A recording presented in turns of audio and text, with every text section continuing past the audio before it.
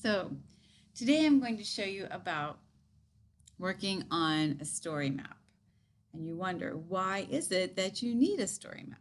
Well, a story map is good for helping you to understand the important parts of the story. Who is in the story, that's the characters, where the story takes place, that's the setting, what's the problem in the story, and how is that problem solved, that's the solution. Because every story has a problem and they always solve the problem by the end of the story. If you're able to find those important pieces of a story, then you'll also be able to do other things like sequence the events of the story or um, find the main idea and the details of a story. You can summarize a story. You can compare and contrast characters of a story. You can also make some inferences about a story. So being able to find these key elements first will allow you to do other things later on that are a little more difficult. So I'm going to read the story and then we will work on completing the chart. So here's the story. Yoga and the coronavirus. It is spring and the coronavirus is everywhere. Ms. Halke is home in her apartment and she cannot go to yoga class. She's feeling sad because she loves to exercise. One day she reads an email that she can do a yoga class using Zoom.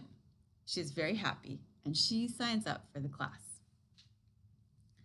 All right, so now let's fill in the story map with the story elements we see here. So I've got the characters, so I can see that the only person in this story is Ms. Halke. So I'm going to put her name here, where it says I can click to type. So I'm going to type right there.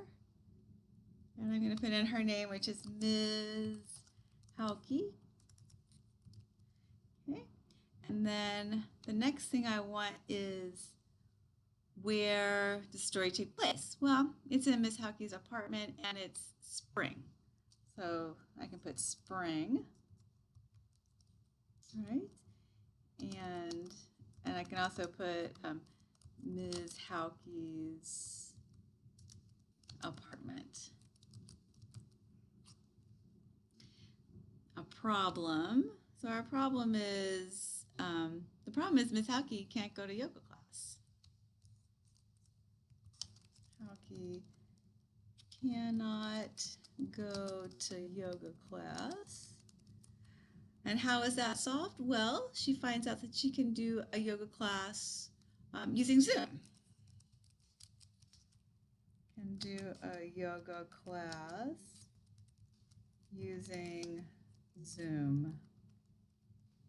All right, and so what's the theme? I would say in this case, the theme is that we can use technology to help us solve problems. Technology to help us solve problems, right? Just like right now, we're using technology to help us solve this problem, which is the fact that we can't all be together at Justice High School, right? So we're using technology to do this. Right, and so now I've completed the story map, and then you would turn this in. So here I am. So that was, we read the story, we filled out the story map, and then you'll be able to submit that. And so I'm going to give you another story similar to the one you just read and the same kind of story map, and then you'll be able to complete it as well.